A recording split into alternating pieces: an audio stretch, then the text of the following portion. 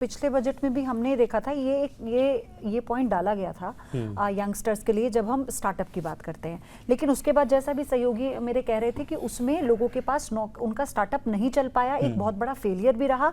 इसके पीछे सरकार ने बीच में दलील दी थी कोविड। उन्होंने अपनी तरफ से कहा था, जब हम पिछले 5 साल की मैं बात करूं, उन्होंने कोविड में कहा कि स्टार्टअप भी नहीं, कई बड़ी बड़ी कंपनियां हैं जिनको लॉस हुआ है।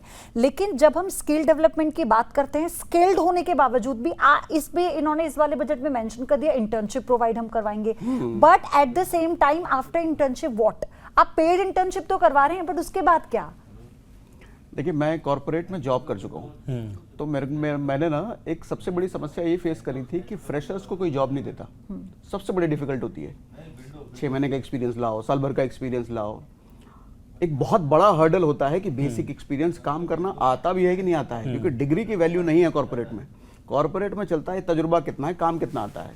तो 1 साल अगर काम करने का मौका सरकार की तरफ से दिया जा रहा है, तो मुझे लग रहा है बड़ा इनिशिएटिव है, बहुत बड़ा हर्डल दूर हो जाएगा इससे। नहीं, लेकिन फिर उसमें इशू रहता है ना, आप जैसे हर बार ऐसा नहीं होता कि कैंपस सिलेक्शन होता है बच्चों का, हर जगह तो ऐसा नहीं होता। तो आप वो किस दायरे में इंटर्नशिप प्रोवाइड करवाएंगे, पहली बात तो ये आपको ये स्पष्ट करना होगा। हाँ। दूसरी बात ये है कि जब इंटर्नशिप आप प्रोवाइड करवा रहे हैं, कंपनी को वो पैसा सरकार दे रही है कि आप पेड इंटर्न रखो ताकि उनका हौसला बढ़े। लेकिन उसके बाद तो कंपनी के लिए क्या आपको लगता है कि वो आसान होगा उस वक्त उनमें से भी चूज करना और फिर उन्हें एक रिस्पेक्टिव अमाउंट ऑफ सैलरी देना?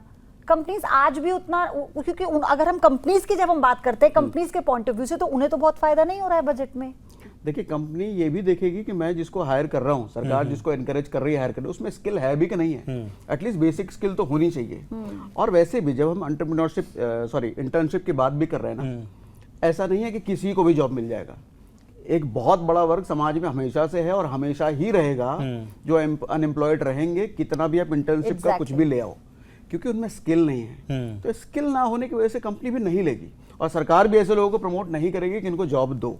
तो अल्टीमेटली घूम फिर के बात तो स्किल पर आएगी, और स्किल के लिए सरकार ने किया है इस बार। नहीं, बड़ी चुनौती ये भी है कि उन कंपनियों में स्पेस होगा कि नहीं होगा, क्योंकि रोजगार के अगर स्पेसेस होंगे, वैकेंसीज होंगे, तो फिर उनको फुलफिल किया जाएगा।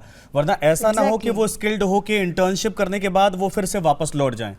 एक बड़ा चैलेंज है। टॉप 500 कंपनीज की बात हुई है। हाँ। तो जब टॉप 500 कंपनीज की बात हुई है तो वहां स्पेस रहता है, वो बफर में भी रखते हैं, तो वहां वो स्पेस की दिक्कत नहीं होती है। अच्छा, आप आते हैं एक पॉइंट पे, शेयर मार्केट।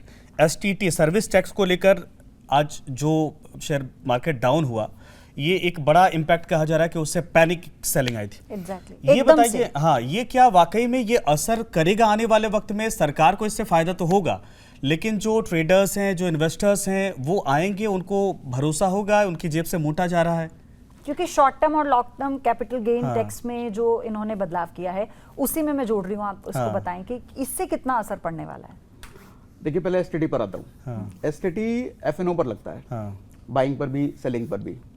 और ये है क्या, ये पर ट्रेड लगता है। आप प्रॉफिट कमाओ, लॉस कमाओ, ये एसटीटी तो देना पड़ेगा। और ये लगभग 60% बढ़ाया गया है। इसकी वजह से ज्यादा इम्पैक्ट लोगों की तरफ इसलिए नहीं आएगा क्योंकि ये टैक्स दिखता नहीं है। जब वो ट्रेड कर रहा होता है तो उसको ब्रोकरेज दिखता है, एसटीटी नहीं दिखती। वो पूरा पैकेज में एसटीटी कहीं छिपा हुआ लगता है। अभी कुछ समय पहले तक आपने देखा होगा 30% टैक्स की बात चल रही थी, जिसकी वजह से सोशल मीडिया पे बड़ा हो हल्ला था, ये तो गलत है, ऐसा नहीं होना चाहिए।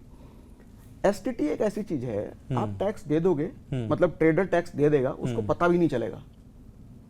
जाएगा तो सरकार का फायदा तो होगा, लेकिन देने वाले को खलेगा इसलिए नहीं क्योंकि वो दिखेगा नहीं। हालांकि वो एसटीटी ज्यादा दे रहा होगा। अच्छा, इसकी वजह से ज्यादा नुकसान रिटेल ट्रेडर्स को होगा। रिटेल ट्रेडर्स जो बार बार छोटे अमाउंट से ट्रेड करते हैं, क्योंकि आप कुछ पोजिशनल ट्रेडर होते हैं, आज ट्रेड लिया, वो 1 हफ्ते बाद क्लोज करेंगे, 2 हफ्ते बाद क्लोज करेंगे, तो एक ट्रेड पर एसटीटी एक ही बार लगेगा।